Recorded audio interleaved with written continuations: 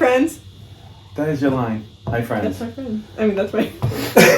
That's my one friend right there. Well, we're at the Goofy Geek podcast. I'd like to welcome Brian back. Oh my god. Hey, Brian. He's back again. Back again. We have lots of topics to talk about. Actually, this is one of my favorites. What we talk about. Oh, I'm so excited. Yeah. I love. Listen. We were talking the other day when I was texting you, and we were trying to find tickets for Phantom No, of the Opera. literally. We were like on love that FaceTime, and she was like, "Oh, remember the time that you brought me to Phantom of the Opera?" And I was like, "Oh yeah, literally I do." I was like, "She's like best day of my life." And I was like, First Broadway show I ever saw, I was in 8th grade, and I went to see Starlight Express. Oh yeah. By and everyone's like, "What?" I don't know what that show is. It's Andrew Weber. Oh, okay. So, I know who like, Andrew the Weber guy is. who made, like the guy who made Cats. Right. He made that one. I It don't is like Cats. amazing. I didn't like Cats either, but it's still. I love Cats. I'm just The music? Oh no. I don't know. Like the music's good. I'll give you that. I'll give the music good. I don't know if I can watch the storyline. No, it kind of put me to sleep. Oh no! Les Miserables. That put me to sleep. I was in London and I literally fell asleep. I was like, it was beautiful. Like it was in London. I've never seen it, but I saw parts. Like of it. I was like, it's just not. It came on and it was like, and I was in a theater class at the time. You know, we were in London. And come on, I'm like, oh! In like 10 minutes, I was like, but for real. I mean, also like I'm not one of those theater people that's like, oh, give me an old show. I'm like, no, give me modern. Give me all like the bibbity boppities, the sparklies, the whole gig. So So how did you get into theater? Don't give the audience. I was gonna make a really bad joke. I can't do that here. Yeah, you can. You can do a lot of things. I was like, oh, my dad died. But, but no, like, I started, so 8th grade, I moved from Middletown to Portsmouth. And, it's a big haul. Such a You trek. bring your passport? Like... Bro, I had to pack a lunch. The next town. The next town over. Just in case. Like the border. Yeah, I was like, right It's the here. next town I over. literally just hopped to the line. But no, down the road. I like had friends at the time that were like, I think they were doing tech.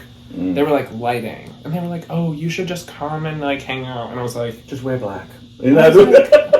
I already did that, so I was like, perfect for me. Right. But they were like, "Oh, just like come," and I was like, "Bro, what the hell do you want me to do?" Like, this was when I was like telling the story that I was straight, and I was like, I'm not. What the fuck am I gonna do in theater? Right. And then I don't know. I just like they were like, just come and get over yourself, and I was like, okay. And I was thrown on lighting, hated every minute of it because I had to just sit there and just watch what was happening. Right, and I was like, I'm gonna stab myself in the eyeball. And then I don't know, like I found like a home in theater because I just like, first of all, I had just lost my dad, so I was like literally hating life, and my friends were like dragging me to do something, but then it was like also everybody in theaters kind of like got their own little story and their own little like situation going on. They're so all it was outcasts. just like they're all outcasts. Yeah, I mean, sure, outcasts. Well, whatever name you want. But everyone had a story why they got there. Yeah, really. So it was like, and I just like really connected with the director that was like directing that show that year, and I was like, it literally helped me like drag myself out of basically depression. Right. Because it gave me something to do literally every day. Right. I was a freshman and I was looking for things to do, classes for my next year. Okay, we all know I scammed my whole way through high school. Like, look for those easy classes, right? Credit. Yeah. And I don't know, something happened. I joked around, and I was on the stage, and I joked around, and I was just talking, but I'm loud. So no, what? Yeah. Loud. Well, people who don't know me, I'm very loud, and this guy comes up and says, "Hey, you'd be perfect for theater next year." And I was like, "Yeah, I don't know." I don't think so. And they're like, "Well, it's a class, and this is what we do. We do little skits." And by the time he was done, I was like, "This sounds like the easiest class. Sign my name up." Right. So I was like, "I'm in." And then I kind of walked in. I kind of did not fit in at all. Like I was preppy, and I kind of, it was the all. Wait, hold on. Backpedal. You were preppy. Super preppy until you wore the hat, which was in that time. Yeah. But I used to wear like polo shirts and khaki pants all the time in school. I never wore jeans. I never wore jeans until I was about 19. I was already out of high school by the time I wore my first pair of jeans. Like I could never wear khakis all the time. Like I wore dress pants or shorts. That was me. And so I landed up getting to this class, and I landed up just being silly. Like I landed up just hitting it off. Actually, the big thing that I used to do was this old man, where everything I did took me like 5 hours to do. That made everyone laugh. Like I would shuffle, or I would be like with a cane, and everyone else, by the time I was done, I was just doing that one thing, and this guy was like, "Oh my gosh, you're so funny." He's like, "You have to try out for the play," and I was like, "Who am I gonna be? Like, I don't know. Like, I've never done this. Like, no clue." He's like, "Just show up." So I show up, and he's the director. So he's like. So I'm like, and it was like a moment where he was just like, all right, just read what's on the thing. And of course, I'm so nervous, I can't read. Like, I'm just like, no. Yeah, like, no, but it's even worse when you have like 20 people sitting there who are legit people. Like, right, like people who have done it before. Right, and I don't know about how you were, but when I got in, I had like 3 to 4 hardcore. They were, at the time, I was a sophomore, and they were junior. I'm to hardcore. Like, you didn't joke. You didn't, like, everything was serious. Like, in theater? In theater. Like, hardcore. Okay, calm down. Like, she, like, I'll just call her Princess, because that's what I used to call her. Because literally, she'd be like, I'm an actor, not an actress. Like, she was hardcore about this. Mm-hmm. And I'd be like, okay. She's like, listen, you can joke, but there's a time and place. And they'd be like, and when they say, action or whatever, it would be like, we weren't allowed to like. Oh, I'm a stickler for that. Right, like there's no joking. And I'd be like, okay, all right. And of course, the first play I ever did was for the States, which I was not prepared for. Like, I just was like, so what, that means you do it, mm-hmm. and then you have to go to the States and do it again. Oh, fuck that. Yeah, and absolutely not. So it was called Audience, where there was an audience watching an audience. So, for instance, you're the audience, right. in the seats, and we're in bleachers being an audience watching a show, and we're kind of, as you're listening to us, we kind of describe the show, plus there's funny things going on. Like, I start coughing. So this is the big thing. So he goes, you got to cough. And I'm like, oh, that's easy. I can cough. Like, he's like, got to cough really loud. I'm like, oh, that's easy. So I cough really loud. Bend over. And he's like... Bend over. Oh, wow. So he gives me this handkerchief, and he's like, okay, I was sitting with a guy named Nash, and because we're kind of paired up into the bleachers, and right. He's like, and Nash is going to take this bandana and your scarf and shove it in your throat so you don't. So I'm like, okay, that's easy. So it's this little black handkerchief, so that seems easy. So I could go in my mouth, and then I'm supposed to keep coughing and then run off stage. And I'm like, that's easy. He's like, yeah, you know what? I can't see it from the back row. And I'm like, okay, what does that mean? So like by the time we were done before the stage, this handkerchief had to be like tied into. So I shoved this like a clown pulls out. I'm not joking. Absolutely not. I am coughing in that. Like, do you see that? How do you? In the DVD, I have the DVD somewhere. Oh, we're gonna have to watch it. Yeah. But I am literally about to gag because I would have thrown up just because I'm trying to cough loud. Something's in my throat. We're in my throat. So wait, back up. Why was there a scarf in your mouth? Because I'm coughing. Because I'm an audience watching a play. So it's like basically the kid like next to him is like trying to get him to stop. So what happens is I'm with my theater teacher because I play a kid who's in theater. Yeah. So I'm watching a play. Well, I start coughing. Well, we have like the rich people sitting in front of us. Like we have different people, and they all start looking at me because I'm not stopped coughing. And now I'm interrupting the play because they're all watching me and not the play. And then I'm supposed to just keep coughing and then get to a point where my teacher shoves a handkerchief down my throat and I run off stage. I missed that part. No, that's all right. So what was that? It was never really described. Right, I just kind of like... It kind of just happened. Yeah, I didn't explain it good. But I was like, oh, and I'm like, of course I'm like, ugh. So then I run off and I'm like, so he was like, so I was about 3 weeks and so what do you think about it? And I'm like, oh, I think it's good. I'm okay. You know, why? And thinking like maybe I'm not going to cut out because I'm super nervous. Like every day I go, it's not getting better. I'm getting worse. Not worse, it's just getting more. Everyone is so intense because it's going to the States. So you're more nervous. And I'm not as intense. I'm just kind of like, oh, I'm just here. Well, you're just here for to be here because somebody was like, you have to be here. Right. And I kind of just thought like, oh, this is fun. And I started liking the people and the kids and stuff. And it was really fun. But I was a little more than I kind of expected. Mm-hmm. And then I remember it was the night before it, we had a big accident. So what happens is it's a, like, yeah. Right. So like what happens is it's a bleacher. So it's like, I know, you remember these chorus bleachers that kind of go up kind of high? Risers. Right, yeah. the risers, right? So, but we have wooden benches on those risers. Absolutely not. That's like a death sentence. It is. Just waiting to happen. So one of the kids so it's not the first row. I think he's in the third row. We're in the fourth, and there's like fifth to sixth. Like there's a lot in this. Oh my god! Because there's a lot of people in this play, and we're broken up into two. So there's like two here, like so it's spread out so you can see us. So it's not like a real audience. Yeah. And I remember this so clearly. My poor friend, I'll just say Matt.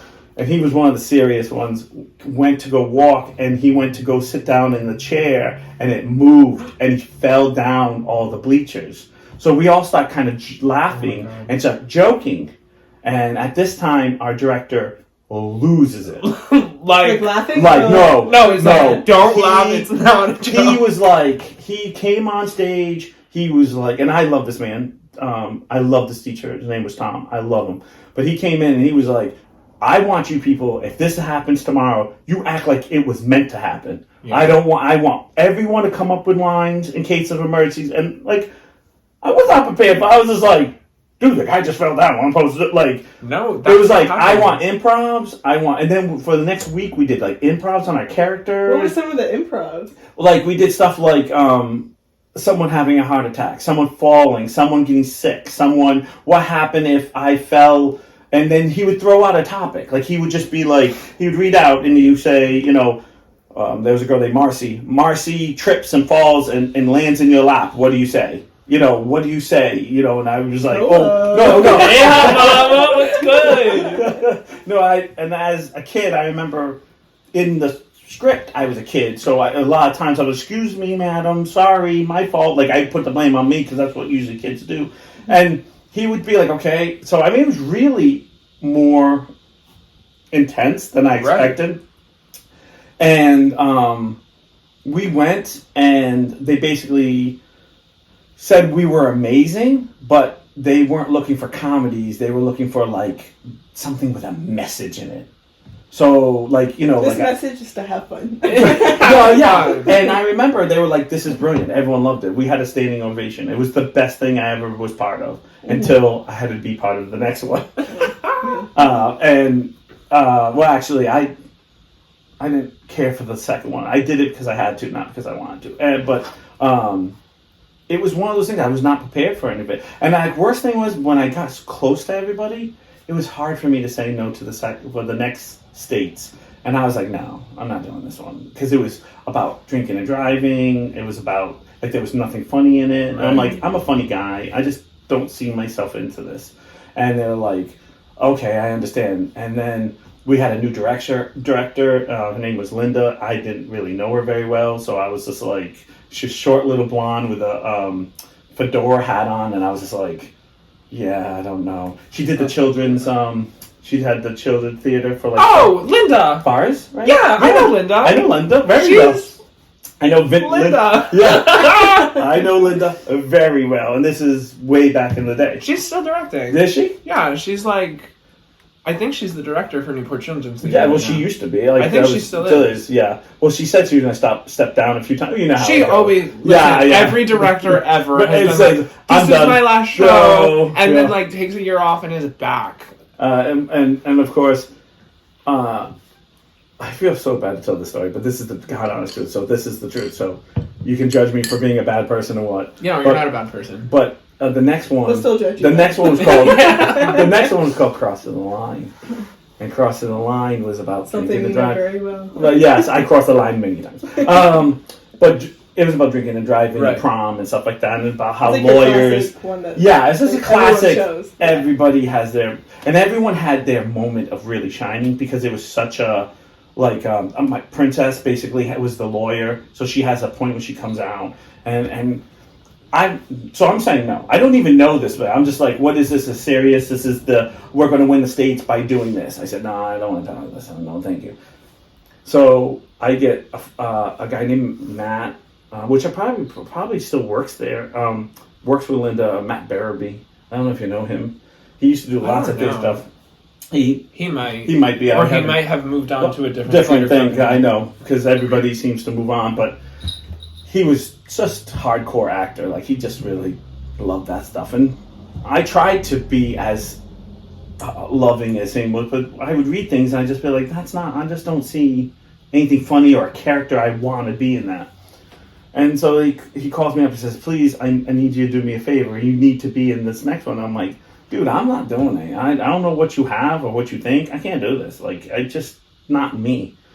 And he's like, please. And then they asked me to come and watch. And this poor kid, he loved theater, but he had a foot, which he had an operation to have straightened, but he had like the wooden shoe, like the box shoe. So he was shorter. Not really shorter. It was, his foot didn't go down all the way, so he would walk on his toe. Okay. Because the way he was born, they actually broke all his bones and straightened it out, and I pray to God everything was good. But I remember him doing that surgery, and so there's a point where it's the accident scene, and he plays a EMT where he has to put Marcy in a gurney, and they have to walk across right in the front, but as he walked, he would go. No. Poor kid. And Marcy would be sitting there holding it like this, which, just for the record, when they made me watch this, tears in my eyes. And Linda's looking at me like, don't laugh. And I'm like, I didn't even know who Linda was, and she just kept looking at me like, you really need to laugh. Yeah, you need to stop. Inappropriate. Like, you know that mom look? Oh, Linda gave that mom look. I need a minute. Like, you're going to hell if you laugh at this kid. Need to process. I need to. And I am sweating. Because I just, like, this is the funniest thing I've ever seen in it. And it's not supposed to be, but it's Marcy's face when she's like, on the gurney, like, with her arms holding onto the sides, and every time he takes a step, it's like, and of course, you went in Portsmouth, you see how deep the, the stage is to the floor, and so she's like this. Yeah, well, it's like a good drop. 4.5, 5 foot for drop. Like drop. And right. Like, if you're falling, like you're falling. I messed up my body, like jumping off that stage. Yeah, just jumping around. I've done that too. But so she's like this. So she's like, so Linda's like, you need to help us. And I'm like, I don't need to do anything. I'm not.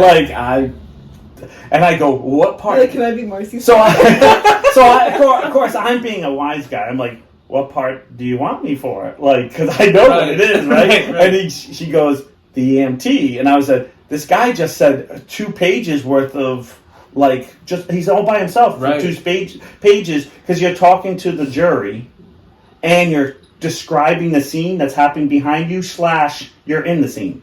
So there's moments when you're talking to the jury, all right? So because it's past tense. All of a sudden, stuff is happening, and all of a sudden you get into the story by me walking over and going, and then picking up, and then all of a sudden I'm in the story to another part where I get in the back of the ambulance, and I'm like, it's all like, this there's a lot of words going on, and you're like, there's a lot of movements. There's a lot of so I said, nah, I don't know, and so I literally had all my friends bother me for the next week, That's how it is in theater. They wouldn't leave me alone. Your friends never. That's how I get into it. They're like, don't leave you alone. Hi, you're doing this. And like, no. And like, here's your script, and I'm like, I'm like, no, you can wear a hat backwards, and I'm like, what? I'm like, yeah, like anything they knew that I had a problem with in the last one, they were like, okay, we'll sign. You know, you can keep your firstborn now. You don't have to. We don't have to fake it. You're like, what? When are we gonna take my firstborn? Like,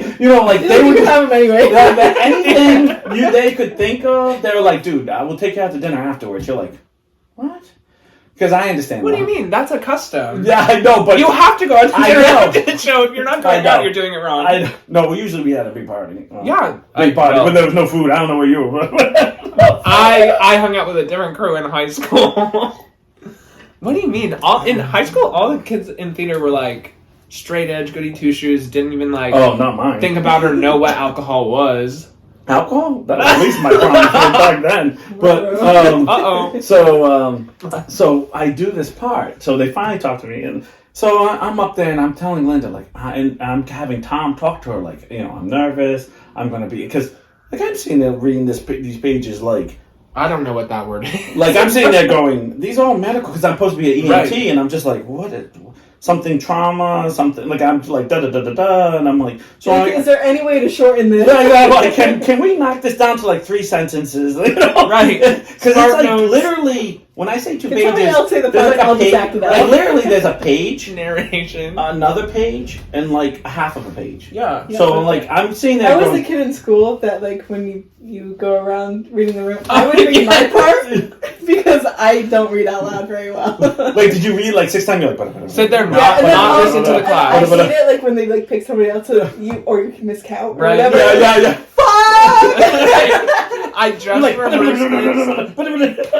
just rehearsed this for the entire period, and you're telling me I'm not. I have no idea what y'all were saying. I have no idea where we are. No idea what this book is about. They were nice, and I just was like, okay. So I did the thing, and I have to say, they gave me really big support because the first time we did it, I was like, no. After my first night, I was like, no, I'm not doing it again. Because I literally went out, and when I say you can hear a pin drop, my whole speech, I didn't hear I heard nothing except complete silence because it's serious, so serious and so, I don't want to say gruesome, but I'm the one who has to talk about the head trauma. I have to talk about the really stuff and I literally sat down in the back of our EMT, if you will, right? And Matt turns and says to me, he goes, "You nailed it." Because I was just like, I don't have a clue what. Bro, I would have heard that and I would have thrown something at Matt. I'm Matt director. I'm like, why are you talking on stage? No, because he did the, you know, you turn your head, kind of talk. Like, we all figured it out, like how to kind of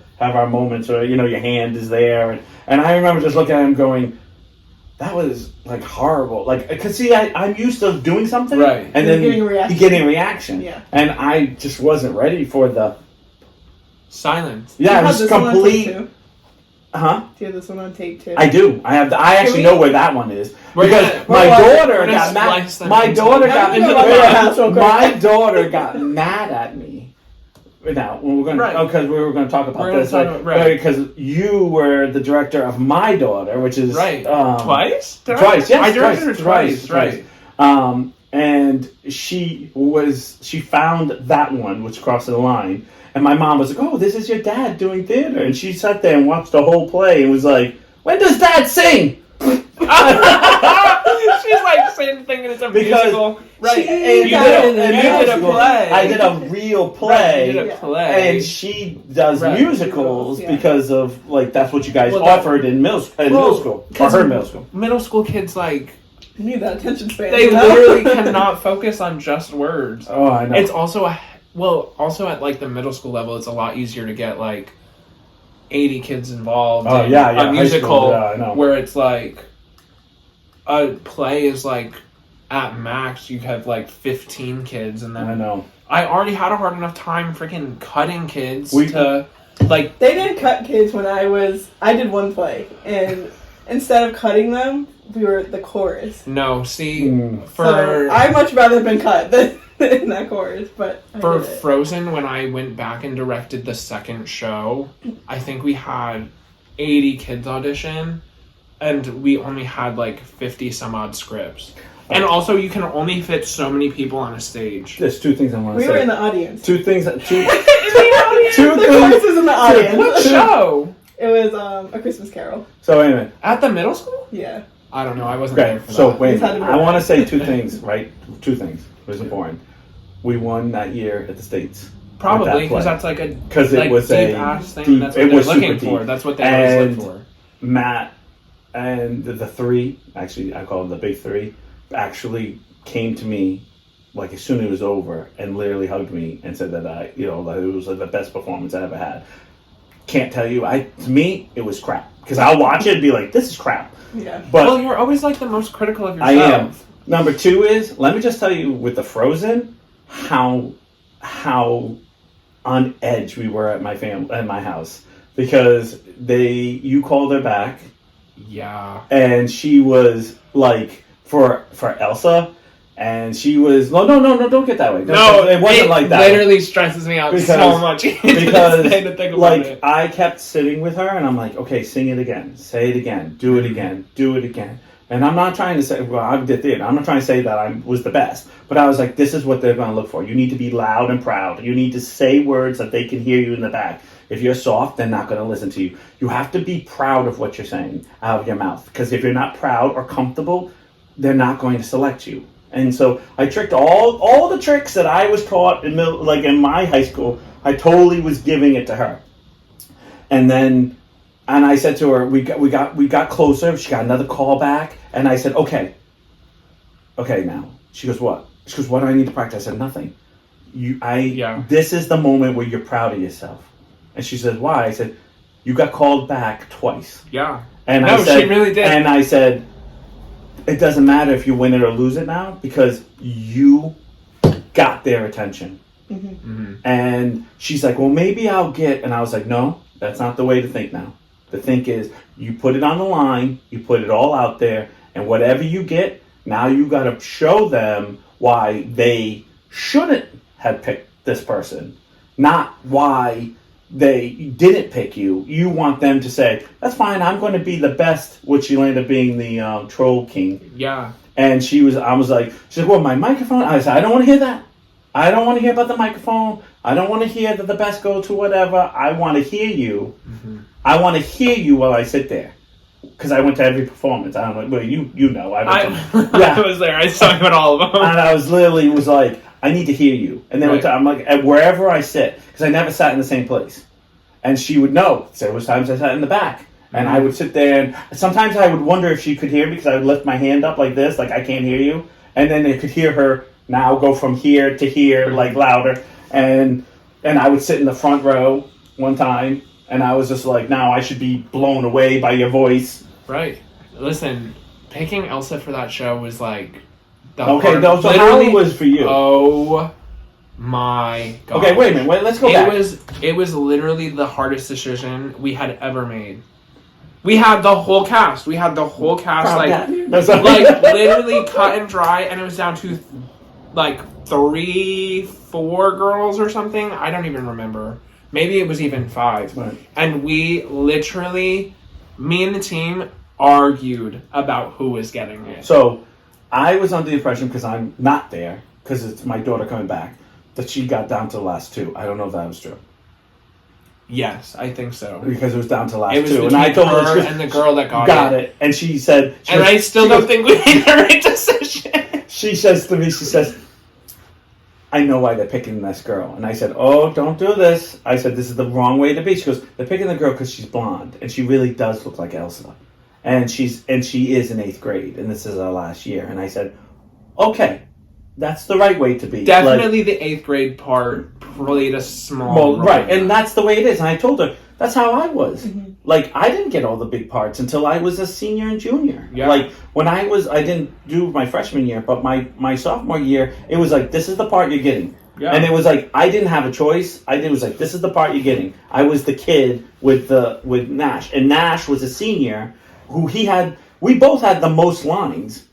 But at the end of the day, I wasn't the biggest role because I was sitting next to the biggest role. Because he talks to me way more, and I had more of the physical part more than the talking part. Mm-hmm. I mean, I did have lines, but at the end of the day, it was basically him talking about, look at this, look at, kind of silly things. And then the second one that I did, I landed up, I didn't want to even be the end. I didn't even want to be it. They were like, pulled teeth to get you in that spot. And I always tell people all the time, I think I had the biggest spot because I literally was up. Like everyone, besides the lawyer, everyone has parts that they do, but I'm up there for almost 5 minutes, maybe. Yeah, that's like a long time by myself. Dude, I don't remember my name. Like when I say there's a spotlight on me, like that's what my daughter said to me the very first time. She goes, "Dad, I'm nervous," and I said, "Why are you nervous?" She goes, "Well, there's gonna be people." I was like, "You can't see crap when you're up there. Like all you can see is the front row, unless you're looking. And if you're really looking, then you shouldn't be doing what you're doing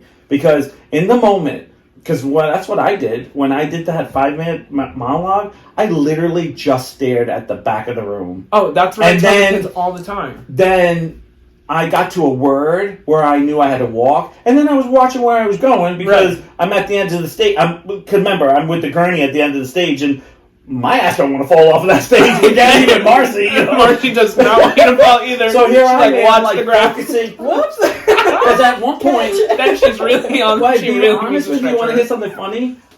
We had to do it at New England. So when you win the states, you had to go to New England, and they said, "Did you have to look at the gurney while you're walking?" And I'm like, well, this is exactly. And Linda got mad at me because I was young and wise ass. And me too. I basically said, well, if I was a really EMT, I'd be looking at the gurney the whole time and not looking at the audience because there would be no one to be looking at. I mean, like, Well, it's like... It's so weird how people look at It's like stuff. one of those things where it's like weird because like... Weird for them to bring up because why are we breaking the fourth wall? Because I'm talking to a jury. It's like this whole... Like I said to them. I get that, but I think you're right by... You're right. Right. Because you're not gonna, like... Because I'm talking, but I'm talking like this. In the seat, so like if this was a movie, it'd be cut to like you doing that. Right, do it right. If you want to be like, I mean, it might cut back. That was the other thing. Like, run back that was the other thing. You ready for this? Right. One of the biggest critiques was I should have been breaking down in tears if I saw this. And I'm like, what EMT? As an EMT? I'm like, what EMT shows up because I wasn't crying, like, oh my god, like. My first day. Well, it is. Well, I'm a student. I'm supposed to be a student studying in the back for my medical, but I'm still an EMT because obviously you still have to that moment. Because if I'm breaking down, I shouldn't be a doctor. Right. No, absolutely not. I shouldn't be. You cannot go to a scene of an accident and not cry. Shut it down. She goes, well, she said, well, you're talking to a jury too, and I'm like. Okay, but you're still an EMT. Like, you shut it off. Like you do your job. Like you have that moment where behind the scenes. Yeah, you break down. You go to your therapist and you're like, stop. I just saw a girl through a windshield. I can remember the whole thing. Like she's in the. I've seen them play before. I like different. It's had like different names and remakes. Right, where she's through the windshield and Marcy's laying through the windshield when I have to.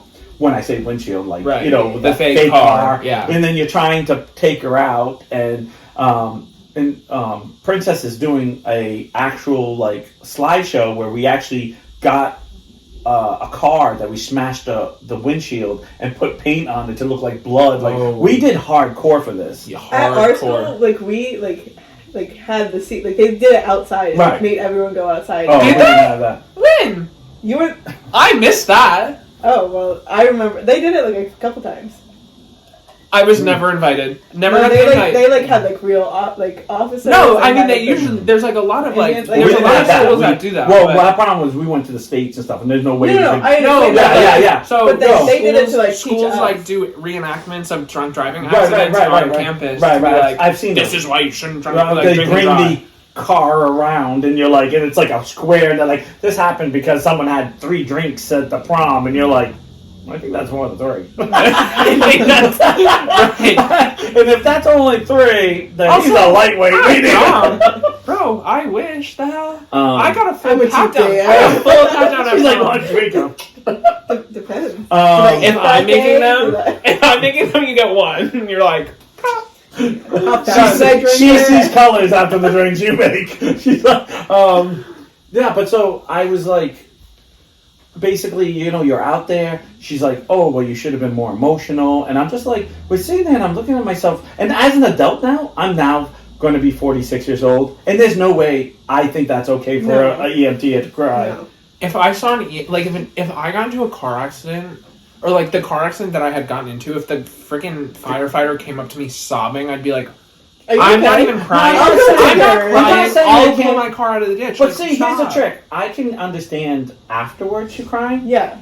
But when you're in the scene, remember, I'm taking you're literally pulling her out of the car. Like in my head, I'm thinking because I if you're need to crying, be you're useless. Right. Because literally useless. You like go Goodbye. You go all emotional. Right.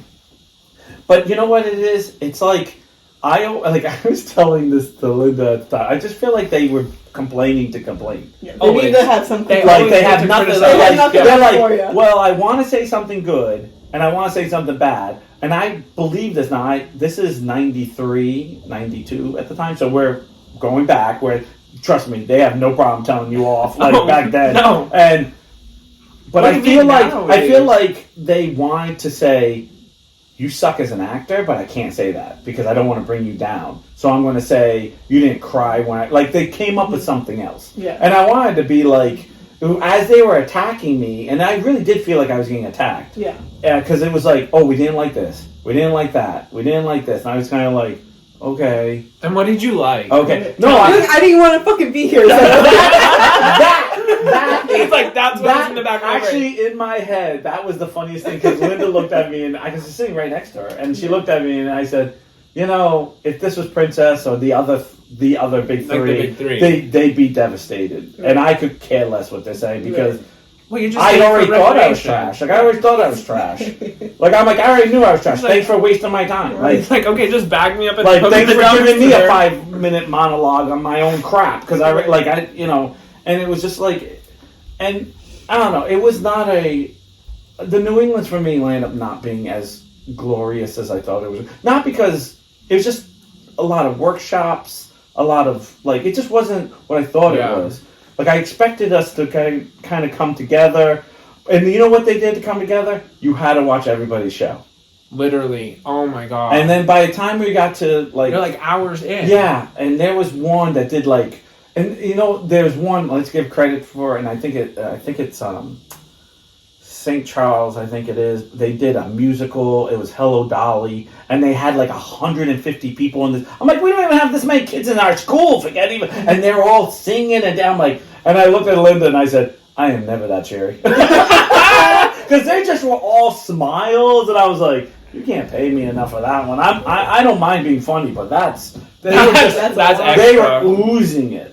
They were just. I'm like, they can get a little bit of a cavity. Really? No, they were oozing. They sold it from beginning to end, and they were like, well, this is, and then of course they were at the end, the 3 judges or whatever came up and this is why these guys. I'm like, yeah, because they had literally the set from Hello Dolly. They were dragging out things. I was like, it was probably one of those. It was probably honestly a private school. It was.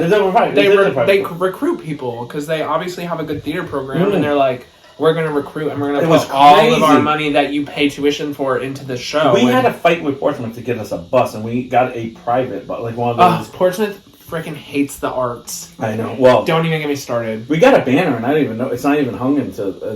Probably not. It's not. I've been in there because with my daughter, and I've been like, "Where's my effing banner?" I worked hard as hell. It was a play I didn't even like. Yeah, but how did you? Your senior project. That's how you got. How is it?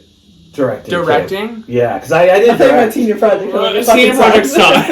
No, you did Beauty and the Beast. I directed Beauty and the Beast. Because we made you a box. You did. Box. I still have my shadow box. It sits in my dresser. I see it every day. You threw it away. No, I did not. Don't say that. My daughter will cry. No, I did. Honestly, I cried. You saw. I literally sobbed. Oh my God! No. So you was your graduation party. It was my graduation party. It was a graduation party, and my daughter had said to my girlfriend, Shan, the boss, says, "Hey, we want to do something for Brian because it literally changed her life, that play. Like, Listen, and that's she why went from being Lion King with Animal .5 to being like in tons of parts in the play. She didn't have main parts, but she was Spoon, she was this, she was that, and she was like, she got like a speaking line, and she was like, soon as she got like a little line, which it's a yell out in the back line, like nothing fancy.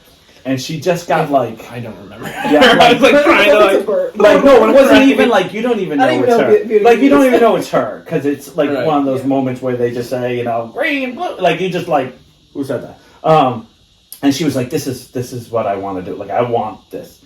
And I was like, okay. And, you know, for me, I was like, this is great. Because I actually know what we're talking about here. Like, I've done this. Mm-hmm. And she was like, I want something special for him. And I'm like, okay. And I already knew you through Jesse. Right. So, but at the time, I literally had no idea that was your daughter. Right. I think I found out, like, maybe weeks before we went out. Right. And Jesse was like, oh, Marion's in the show. And I was like, who is Marion to you? I was like, listen, I look at 60 kids every day. Yeah. I was like, I look at 60 kids every day. You think I remember them all by name? No, and... So and then I like put two and two together, and I was like, "Oh my god, shut up!" I know. And she landed up. So we made that box, and she was all like, she kept staring at it. She said, "Oh, he's gonna love this. He's gonna love it." Then all of a sudden, you get that fear, like, "Oh, I hope he does love this." No, like, yeah, like no, but no, you ever have someone like, well, especially when they're so young. Yeah. Like my daughter was so young at the time.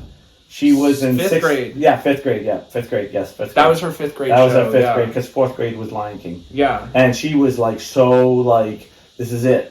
I'm going to give it to him. And then you, like, just answered all my dreams. Because like, you got so emotional. Whoa. She got emotional again. And it was just like a moment where you're just like, all right. Everything that was meant to happen happened. Like, it was a good, like, you know what I mean? Well, it was just like... Then I cried. I did cry. I did. I think everybody was crying. Yeah. It was just like one of those things, like, that show literally changed... my whole perception of like. All right, so go ahead, tell theater. This. I don't want to talk about it. Do talk. So it was honestly probably the hardest thing I've ever done in my entire life, because it was my senior project. Like, I couldn't really have somebody else do it for me. There was no cop outs. There was like nothing that I could be like. But you did have help. Like you did. Yeah, I mean, I had help. I had a great team. I had to have a mentor. Yeah, okay. Monica Taft helped me like. I love her so much. Me too. No, she's at the high school now. Oh, that's right. Yeah. They're doing a show right now. They only just released the cast list today. What is it? They're doing Aladdin again. The musical. She just loves that one so much. No, she's not doing it. It's some like new guy, but he only like just released the cast today. It's basically February, and the show's supposed to go up in March. So I don't know how that's going. They're supposed to reach out to me for help, but I don't know if I can get myself into that. You have a full-time job now. I do have a full-time job. Hold on. Before we started, we were like, "Oh, like you could join our podcast or whatever." He's like, "I have a full-time job now." Oh. Like, oh. And like now. Whatever. Yeah, I haven't worked like for real since Halloween. Now, listen. All right, go ahead. Honestly, the hardest thing I've ever done. It was like an emotional roller coaster because. How did you take your theater, like your experience being in theater, to being a director? Did you know what you... Like, because mind you, you're dealing with middle schoolers, so you're from 8th to 4th grade at the time, because 4th grade, I believe, was still there. No. No, was it left already? 4th grade left? I think so. Okay, so let's just say 5th grade. It was. That was the year that 4th grade went back to the elementary school. So it's the 5th. I had 5 through 8, so though. How do you even cast something when you're looking at kids who basically don't even know who they are quite yet? Because middle schools are tough. Like, I don't know about you, but my middle school was tough. Middle school was bad. I know, so it's... honestly, it was really, really difficult because a lot of them... Like, it's a musical, so, like what we do we base everything off of singing to start. Right, I know. Because if you can sing, like, you get a role. Like, you get a role, like, in a lead. So it's, like, that's easy to figure out. But then you, like, get all these kids who, like, okay, now you can all sing, but can you, like, speak real words in English and, like, make it make sense? And it's, like, some of those kids, I was like, can you just read the words on the paper? Like some just of the read kids were word. the opposite though, because there was And then a they kid. go, there's like a What couple. was it? It was a Clockworth. That Oh, kid was brilliant, love him. but he couldn't sing for his life dependent. No. He was Right. not very good. But Cogsworth First of all, I don't want to insult the kid because he was excellent. He's an amazing When I actor. say He's an when amazing when actor. it came to saying his lines and Yeah. he had that tone to make you laugh. Like he had it. Was Pumbaa in the Lion King. He had the timing perfect. But as soon as he sang, you were like, ooh. No, like, yeah, that's me. for real. That's me right there. That was listen. And I'm not. Everybody has he their still did strength. it, but he still did it. Cogsworth wasn't like a very big singing role, so we were like, okay, we can like pull this off because we need you to act this part.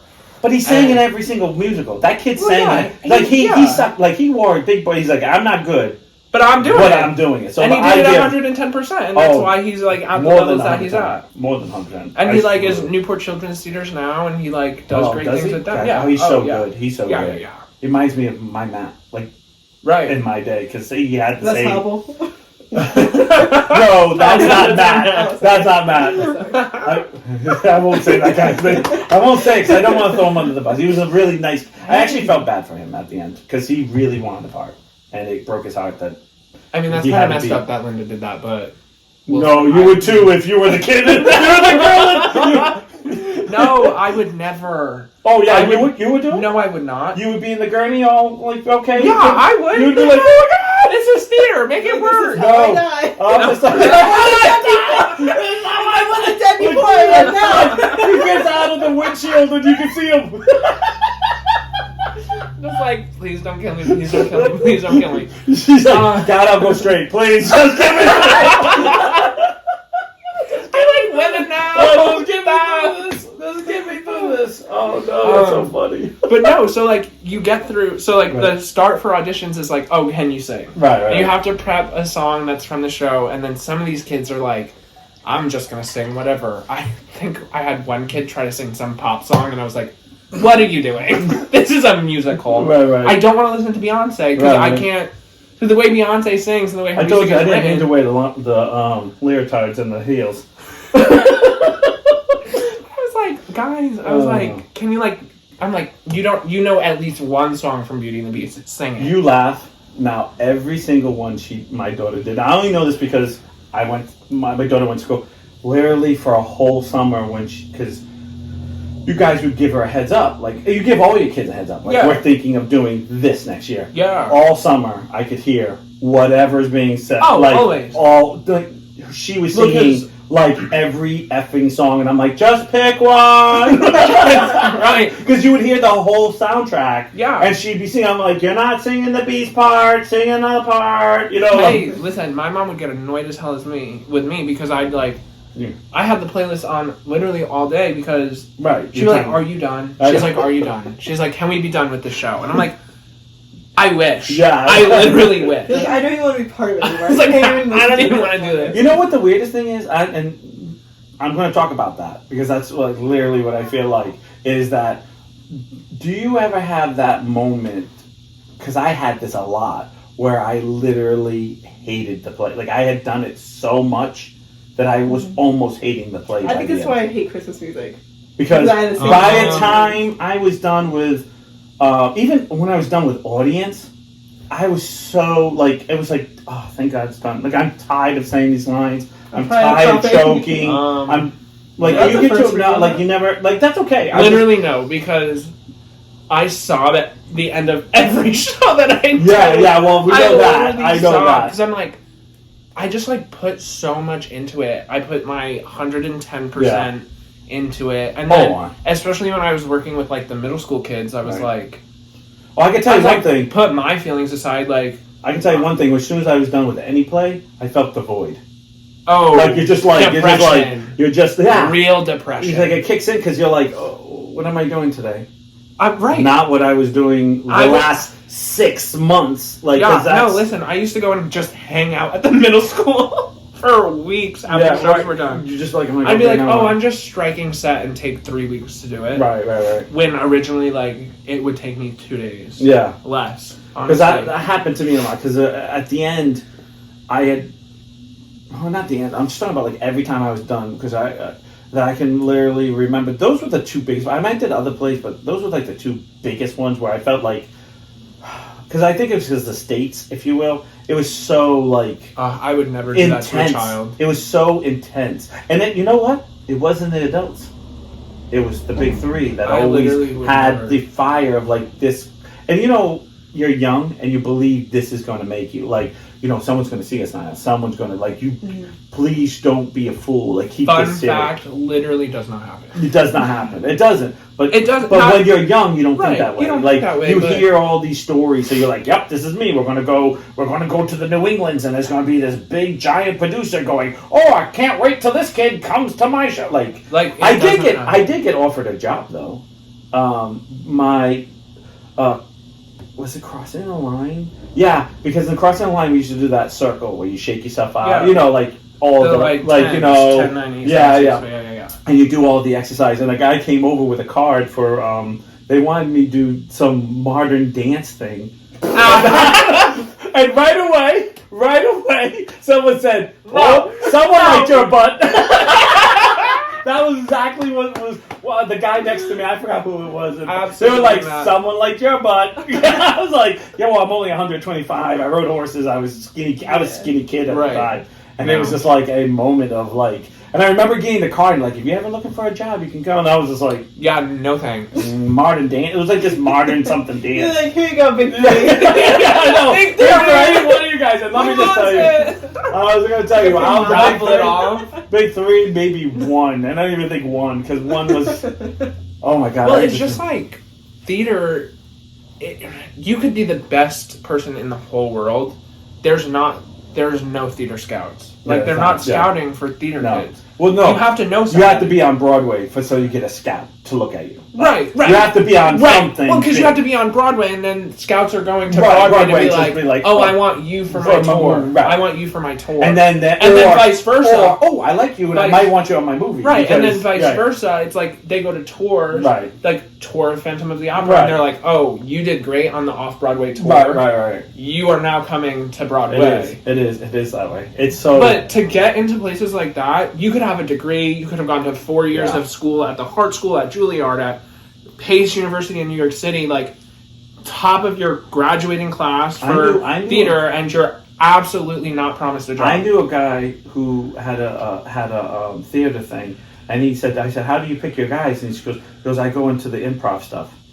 Because if you do a lot of improv, then I feel like whatever's going to happen on stage, you can handle it. And that's how. This is 90s. I don't even know if they do that anymore. But improv classes are where you. But it was like that's where he looked for whatever he was looking for a cast, and I was like, Well, because when you go into like an audition, like an open audition for any show, like there's 100% an improv portion, right? Because they want to be able to see like if you can keep the conversation going, if somebody forgets their lines, or like. If you're like auditioning for a musical, like they want to be able to see like if you can have creative motion and like be able to flow your body and then take corrections and all of that. So it's like you could be the best of the best, but if you can't improv, goodbye. You don't have a job. You don't have a job. I know 100%. Trust me, because when I landed up going to London and we landed up having some classes over there and some things, and it was like all fun, but there was like improv galore, and it was amazing where. This is where my small town kind of like became reality, because when I went to the New Englands and did improvs, I still was very different. Like when I went to London with the crew, when we got there, I found like a lot of times it was like a lot of people had the same ideas that I did. Yeah. And it was like they went up and they took character 1 from me, character 2, and they were looking like, wow, like they're already up there. Like you can't even whip this out as your own because they just dropped. I'd be like, yeah, I better go do character 3 before they take that one. Like you know, right? And it's just amazing. It benefits to be the first one, right? It is, and I always was one of those ones, and that's actually how I got the very first role that I did, because there was this part where we were doing exercises, and I was like, I don't care. Like I don't care. Like, I used to tell my daughter, don't be afraid to look like a fool, because normally you're not. Oh, absolutely. You're not, especially in theater. Like, you're not a fool. And, like, I have a rule is you're not allowed to have your phone in the theater. Oh, yeah. Well, we didn't have phones back then. Well, yeah, I know. But, like, nowadays, I'm like, if I see your phone, I will I literally get into That's all right, my with daughter middle didn't have school a phone. kids because it's like, yeah, I know. well, there's already like, oh my god, I'm gonna make a fool of myself, and it's like, Well, God forbid somebody's like with their little phone like recording you while you're like on stage, and then like now we live in an age of social media where it's like in 3 minutes your whole grade has it. Right. And I'm like, no, we're not doing that. Well, I don't know how she is now because I haven't seen her in 20 some odd years. But Linda used to make me check about your daughter. Right? I was like, damn. I was like, it's been that long. No, seems like it. It feels like it for me. But but Linda would sit there and be like, "Miles, watch this. Like, watch this. Right. Watch Eilish. Watch this line." And I'd be like, "Why am I watching everyone's part?" But yeah, then of course I have to admit I was anti this play, so I was really like, normally I watch everyone else perform because I'd be like kind of putting the pieces together, understanding what I'm kind of there for. But in this case, I was just kind of like, I have 3 minutes, whatever, it was like 5 minutes alone on the stage. Why do I need to? I wasn't alone, but I basically you have like almost a monologue. Where what happens is I get out of the thing. Matt was the brother of the girl who gets in the accident, and he gets in trouble, and he has to do community service, so he's in my spot technically, and I'm in the back of the ambulance. I get out, and I start talking to the jury of like what happened that night. And then right at the end is this moment where I walk to the back of the ambulance, and Matt notices is his sister, and he has a like meltdown in the middle of the thing, and it's just like this moment, or something. It was something like that, I think, or there's a moment where he has this like, it's my sister, and I just remember being like, why do I need to kind of be here? But then later on, I kind of realized because of the how we had to stand and how everything had to be set up. There were a lot of times that I got stuck behind things. And I'd be like, so I'm standing there, like here, and here comes Princess next to me. She's like, I gotta change, and I'm trying to help her change. Like, it's amazing how fast you grow up. Because I was like, any other time, I was this high school idiot, like, oh my God, is a girl gonna get half naked with me? To her saying, grow up, get over yourself. God, what do you mean? Well, working with high school kids as well, because I was assistant director in high school. I didn't have that problem. I'd be like, hello, take the freaking clothes off. Nobody cares if they see your left nipple. Right. It does not matter. The right one, though. No, because she was like that. Nobody's she told me, she's like, looking. She's like, get over yourself. Like, I don't care. Like, take a picture if you want. Like, we have to change it. These big three for me changed my life on so many things, because it was like, whatever you had that immature fart joke person, you got over very fast. Yeah, because they were like, it's like, yeah, it's just so fast paced. You don't even have time to be a freaking goofball. Like, you don't. And then there's no time. When it's all getting thrown, and you're just like having this moment where when I get nervous, I like to joke. So when I did the funny play, it was easy to release because I could be even bigger joking. I could be smaller. I could be like, it depended what I wanted to do. And Tom was like, hey, the bigger the better. If you're willing to put yourself out there, I'm willing to do whatever. Like, he left it open for us. Right. And the next play was like, you can't, serious. You can't be no there. jokes. Yeah, it was a wreck for me. I mean, I swear, I think I got an ulcer from that one, because I was just like so like. And the minute you go out, I don't know. Did you have these moments? I don't know what plays you did, but I had to walk out, and it's like the spotlight's on you, and like literally in the middle of the stage, and that's the part that's scariest. Because see, when I talk to someone, I can improv. Because if I mess up my line, I know where we're going. Right. When you're on the stage all by yourself, and there's stuff you have to get to, because if you don't get because a monologue, you have to hit the point. Because if you don't hit them, you mess up the whole show. You literally like, and it's just like sitting there going, no pressure. I literally sat there going, literally. Why is this on me? Like, why is it me and not them? And I always was told like, oh, you're just a little part of the story. They're the main parts. They were the main parts. Right, at the end of the day, but you have the biggest role. But at the end of the day, low key. Yeah, it's like it is, because I'm the one who lands up finding them and then explaining it, and then I'm like, ugh. It really was a. You need to bring those over. I don't know if I can find. I don't know if I haven't seen audience in a long time, but I know I Crossing the Line. I've seen Crossing the Line. No, I've seen it recently because I told you about my daughter. She's like, oh my God, this is Dad. Oh my God. Yeah. And then she's like, oh my God. When does he sing? And my mom's like, They just keep No. waiting. Just wait. Maybe at the end. There's a song. There's a dance break It's at after the the end. credits. Oh shoot! They didn't get that on film. Fun fact: I have only been on stage one time. Really? Yep, I've never, and it was like a bullshit ass role that I did not even want. It was bad. It was bad. Yeah. Well, it was like I was doing Sister Act with Little Theater of Fall River. I did his makeup for it. Oh, she did. Yeah. Oh my gosh. Well, that's how you're connected, right? You do all the makeups for the middle school for a while. I dragged her into that No. for Yeah. just And one then show. the Oh, I other thought you woman did was too. like, I would do somebody's hair and then she'd redo it. So I'm like, why the Oh fuck my am I god, here? yeah. So, Is it who I think I'm talking? yeah. There's the only other one doing it. Oh, It was bad. one. It was bad. I'm like, whatever. I got into a lot of arguments for shows because I was like, listen, it's my show, it's not yours. Because I did Marin's hair. Yeah. Because Marin's like, oh my god, I want you to do my hair. Right. Okay, so I did it, and then she made This mom just not she a made gig. Marin do it. Not a gig. Over it. I was mad. I'm like, it's a fucking ponytail, but okay. But no, we did Sister Act at Little Theater of Fall River. And it was just like one of those things where it was like, I had graduated, I had already directed my show, and I was like, I need to like do something because I'm like literally losing my mind. And I just like went on the little internets, and I was like, Little Theater of Fall River came out first, and I was like, oh shoot, let me send them an email. Yeah. And so they were doing Sister Act. I was just like going to be like part of their crew or whatever. Like the nuns in the back is. Oh, absolutely not. We couldn't even be Hold like on. blend. No. I was like stage crew. And I Alright, was just that's like not bad. chilling. Right. And then they go, oh, the person that's our drag queen actually dropped. And they looked at me because You're like I'm straight. well, because like the head. There's no acting for that. No. Oh, absolutely not. But like the head of the tech, like Right. I was like kind of friends with him, and he's Right. also like a little fruity.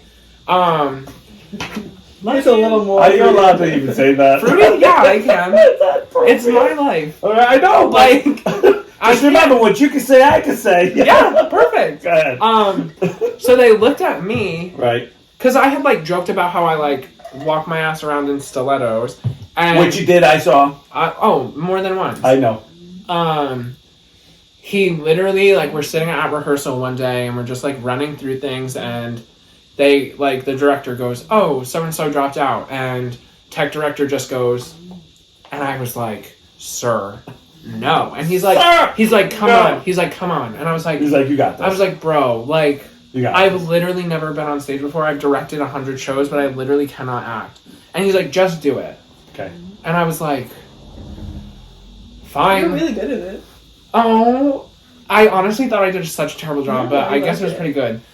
So I'm a drag queen in Sister Act, and it's like in the part where Doris is like running away from the nun, Yeah. and they're in the casino, Yeah, I and know. like the mobster guys are coming, and I'm, mind you, hello, look at me. Yeah. She's a black woman, and here I am, like, Caucasian as all hell, and I'm just, they're like, okay, so this is what you're gonna do. I'm in this fucking huge ass wig that's scratchy as hell, in this ugly sequin dress, Oh, yeah. stilettos, and Somebody, they have to There's a male out there foaming at the mouth. probably hit me up for the pics. You have to pay though. You beat me to it. I charge. OnlyFans. OnlyFans link in the bio. Hit me up. But I actually was like almost naked on stage because they had to rip the dress off of me. Mind you, this dress barely fit as it was, and then they had to alter it. You're such a skinny man already. No, I'm not. I was fat at the time. When Low-key. have you ever been fat? I'll pull up pictures after. Yeah. What? Yeah, we know what kind of fat. But no. I can't. Oh no. Oh, I hate it here. You're the one that asked. But to they be so here. like had to cut like part of the dress out so they could put snaps. Yeah. Oh, and then they rip it off of me, and I'm like butt naked on stage in just like little booty shorts, and like my tits fall out. Your tits, really? Oh, my fake tits. Oh. Yeah. My fake tits, they Yeah, fall yeah. out, And then I had to like take one stiletto off and like chase these guys. So you're doing the whole... I'm like, yeah, like that guy with the red guy. That's what I looked like. I'm like, oh, like across the stage, and I'm like, literally hated every minute of it. So I can do that. I couldn't do what I did. But I also was like scared as hell because like obviously I'm a man. Like look at me. Yeah, but I love come out in the stilettos and the whole audience is just like hooting and hollering, and I'm like, see, I'm gonna throw. See, I think absolutely not. Absolutely see, for not. me, you had 3 shows. Right? 3? I think we had. She's like 10. It was just one weekend, right? I don't know. Was it? I thought it was 2. I think you did. 4 guys in the back kept screaming encore. Maybe. It was Friday night. Friday night, Saturday. I only matinee. did 3 makeup looks, so you might have had 2 matinees or 1 matinee. Friday night, Saturday night, and then Sunday matinee, I think. So yeah, 3. See, I can handle that stuff. See, when I know I'm doing something super over the top is the best for me because I just know it's not supposed to be good. But like I almost feel like the choking. Like doing this thing is so ridiculous. There's no way I can look good. So it's almost like I drop all my guards where I'm going like, this is going to be stupid. Like but it's going to be funny because it's so stupid. Mm-hmm. And then I find it's when I have to be, I don't want to say perfect, but you kind of have this thing where it's like I have to hit my marks, I have to hit my spots, I have to hit, because if I don't do this, the train doesn't go anywhere. Right. And that is more stressful for me than going out and ripping off my clothes and looking to have that 5 minutes. I don't and the care. other thing literally is like I spend my whole life, even I'm going to be 46, and I literally spend my life is I say something, I get to laugh, it's awesome. Like, this is hard for me at times because I'll say something funny and I'll laugh. You find it funny, but and you then don't know who's I don't know who's laughing right. out there, so it automatically becomes a okay. And then all of a sudden, it like clicks in my head where, like, I'll do the Goofy Geek Boutique and I'll start telling jokes, or I'll just say funny things as I'm doing. And someone says, "Well, how do you know everyone's finding it funny?" Because the boss will say, your jokes are kind of, how do you know? And I go, sometimes I don't care. Sometimes I'm telling jokes where I find funny. And I laugh at myself. Whenever I've been on, I laugh at all your jokes. So I'm laughing. I'm laughing at home, so that's not that matter. But see, that's kind of like my attitude. As long as I'm laughing, as long as you're laughing, as long as you're having a good time, it kind of becomes I don't care what happens. So that's how I get when I go on stage, or I have to go on, because I know we talked about you being alone because of the thing, and it's kind of like people looking at us as I talk, they look at me. When you talk, I look at you. When you talk, so there's moments where I feel like, well, no one's looking at me now. You're talking, no one's looking at me. Everyone's looking at you, and then it's like, well, why can't you do something funny? And I'm like, well, because if I do something funny, I take away from everybody. Right. And I don't mind it, but I have to make sure that I'm not just, because I can keep doing it. Like you've watched my lives on the boutique. I can just be an idiot the whole night. You just talk. You just go. I just go. Honestly, could not be me. Like, it doesn't bother me, because I'm like, okay, I look like an idiot. And be like, oh, aren't you afraid that everyone's going to look at you? I'm like, so what? They're looking at me anyways. Listen, yeah, I got the view. I dressed like a woman for the boutique. I dressed up, like, I've been dragged twice. I missed that? Twice I dressed up. And I had Madam Beaverhausen was my name. Of course it was. It was Madam. Okay. Oh my gosh, I totally had this character. I totally brought out like my 3 gayest friends. Like, I was like calling them up and like, okay, I need a character. They're like, oh, you need to do this. I'm offended that I didn't get a phone call. Well, he didn't know you did drag before. And I was literally like tearing it up, telling dirty jokes, like not dirty jokes, but the ones that kind of go really high in case kids are watching. And I just was like, boom. And the thing went off, and right away, the boss is like, how are you okay? I'm like, I just don't, it doesn't bother me, because once the camera goes on, I'm not me anymore. Like, like I'm a character. Yeah. I'm throwing it out there, and it doesn't matter. You have to be. Yeah. Especially like being social media present. Right. Not seeing like you have like 800 million thousand followers, but it's like you work on social media. Like, that's what you have to have, that presence, because if you're just like, oh, here is cup A. Right, I know. It's got season's greetings on it. I know. $23. Yeah, I know. And then nobody wants to watch it Right. because they're like, This is boring. what the heck? The nice part is like that they fall asleep on your live and you're like, the best part in my life is that I drag people into it. Like I have friends, like you'll say something on the live, and I'll be like, "Oh, she just said this," or Right. Matt will say this. And then Fry, which is another girl who will say something, and I'll be like, "Oh, she just said this." We all laugh. Like I try to bring people into it, so it's like we're all laughing together. can you do like a open mic night at like a stand-up comedy place? Oh, I could easily. Can we do that? You can do. No, you. Like, you. Like, not us. I'm like, yeah. We're not. No, but we're gonna bring. We're gonna have an open mic. I can do. I think I can. I think I can make fun of anything at the moment. I did stand up when I was in high school, like a little bit, but I haven't done it. We're finding an open mic. Like I haven't done it in a long time, so it's probably going to be like. There was a restaurant that was doing it in Providence for a little bit, but I think they're off now. But I'm gonna find one. I have no fear for that because We're gonna find one. I don't care. The other thing is too, for me, is it's all about me being entertained now. Period. Like So good. like that's exactly how I live my life. Like if I find it funny, because I've had people be like, "That's not funny," and be like, "Well, it wasn't meant for you." I laughed. It wasn't meant for you. Yes. And they'd be like, "But you just said it out loud." I'd be like, "Just so I could hear myself." I like the sound of my own voice. Like, I don't care what you gotta say. That's funny. They're like, "Well, that was a little inappropriate." Like That's I okay. tell the joke. Like I always tell the joke, and I've been yelled at before, and I actually been yelled at by really close friends. And my big joke because I was in LD was I'm out like a special ed kid in a spelling bee.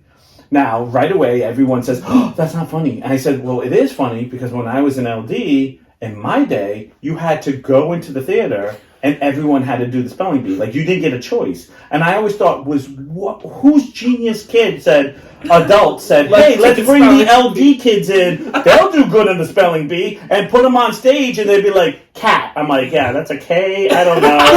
Like, TAC. I'm like, like, no, but it was always some, I swear to God, and I used to get mad. And I remember saying this one time. I remember saying this on stage. I was like, really? You give the trick ones to the friggin', to the LD kids? Because I was really, like, outspoken, because I didn't really want to be an LD.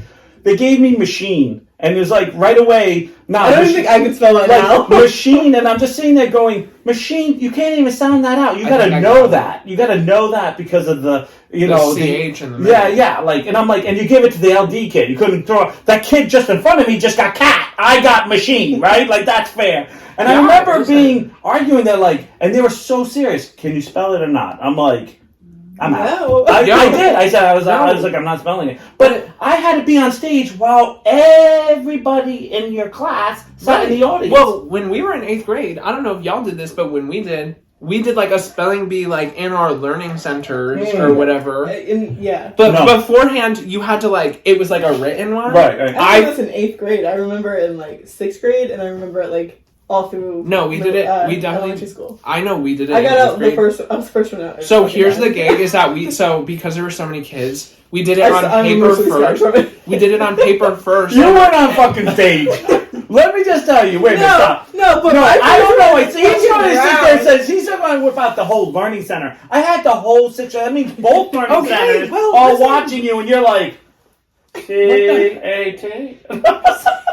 They're like, come on. But no, I remember purposefully spelling words wrong on the written portion. Because I was like, I'm not fucking getting up in front of the whole learning center and spell, because I freaking can. I know, but my thing is, see, you had a thing where you had the written thing, so you already bailed out. They didn't have that. You actually had to walk up there and be like, you have to, get through these rounds, and I'd just be like, phew. Like, we would all line up, like, oh, we're all going to the auditorium, and I'd be like, please don't say the spelling bee. Who thought this would be fun? Like, who came up with the spelling bee? I don't get it. I have no idea. Why?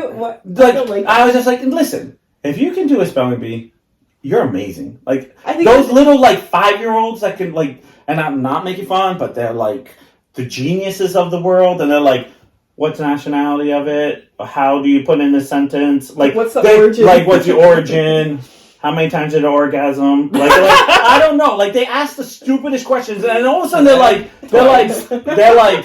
and then all of a sudden they spell out. Only twice. They so spell far. out a word. There's still so many hours left in the day. They spell. I shouldn't have started this. I shouldn't have said that. Literally spell out a word that's like almost 5 words put into one, and I'm like, how the hell did they get that? For me, I'm just like. Don't give the LD kids supercalifragilistic. Yeah, I know. I can't say that word. Clearly, too many words. I literally hated it. So now, I joke about it because it's the one thing I talk about being stressed of being on stage. That was the worst I would, because I know I wasn't good at it. So it was like the second I touched the step, it'd be like I'm screwed. Mm-hmm. No. Oh. It's the better half already. It's the better half. Oh my gosh. Shalom. Eeyore. Oh, I was like, who the hell? That's my nickname for her. Just kidding. Oh my god. That's my Damn, I know I'm depressed. I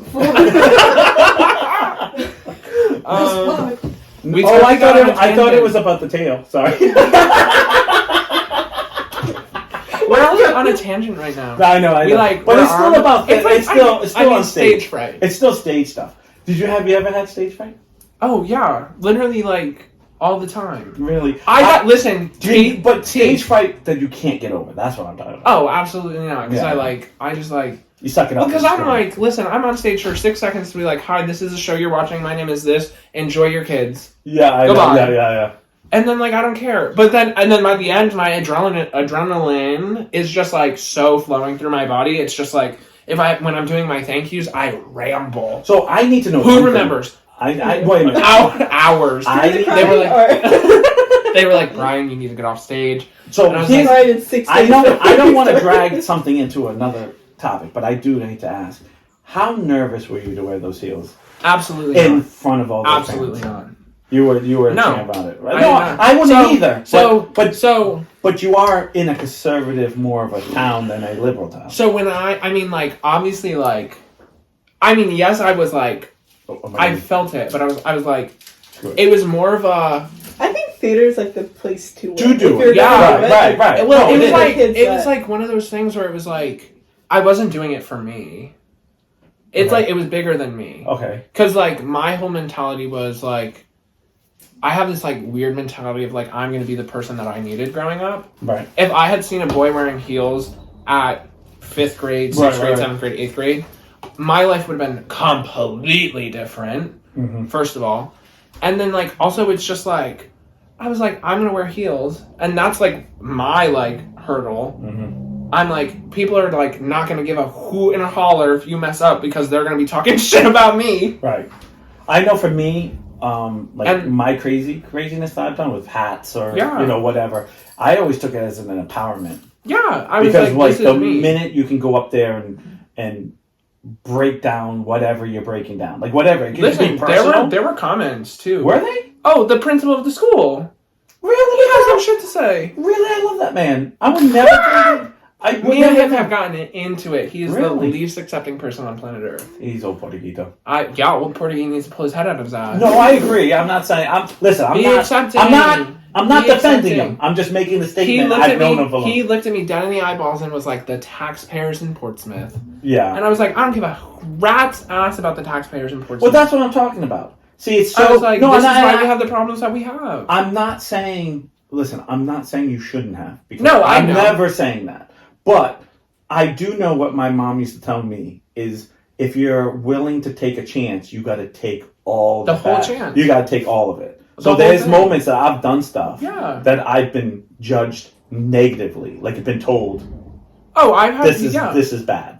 I've been told this is unacceptable. This is not, and it went from being this great moment to be slammed down and being told that this won't happen again, and it's just it didn't work like I thought it was going to work, and that's me being me. That's not even making your statement. But even I was on stage and I was one of my high school teachers was there because I invited them all because I was I want you to come see the work that I've literally put in, and I was none of them are going to show up, but Miss Pryor of all people pulled up. Love her. She's my favorite. I didn't like her, but I didn't hate her. I had she was sitting next to an older woman that's she just goes to everything in Portsmouth, and she had some comments just about just like me doing that. And I was like, listen, it's get definitely over yourself. But also, like, I'm in the space to do that. No, as I'm sitting here about to present women acting men. Right. But again, I did the whole shock and awe. Like when you came out, it was like nobody was ready. First impression of you was like, oh, I hope he doesn't get bad. Like, was you. Yeah, I cared about you. Like, no. I'm making a statement. No. Like, I cared about you at the moment. Yeah. Like, not that you were wearing the shoes. It was a moment like, oh, I hope this doesn't backlash on him too much. Like, because I know I've done stuff that in my sport, I've done stuff that I've been told, like, you pull that again, you won't ride again. And I was like, oh.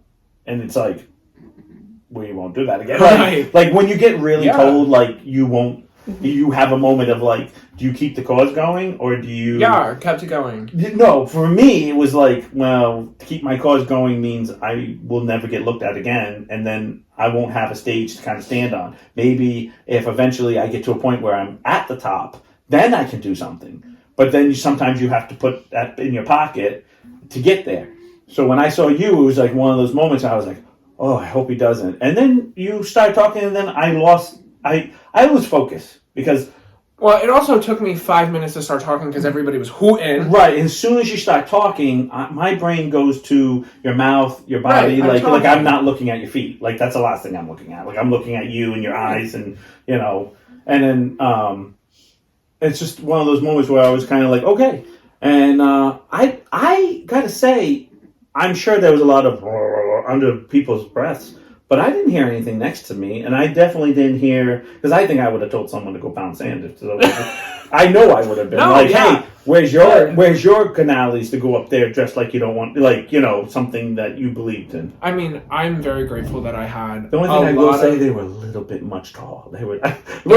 You were how platform. Yeah, but how? I think they're like 7 or 8 inches. I like, know. I was like, well, can so I had like 6'6", 6'7". I don't even know how like you did that. But just for the record, it was him like trying to walk. It wasn't that bad. I like almost walking down the stairs. Yeah, that's like pitch black. I know. And like the stairs on that stage are like not an average step. So no, I'm I know. trying to depth perception a step. No, I was like willing to lose it all. Yeah. I was like, I don't care.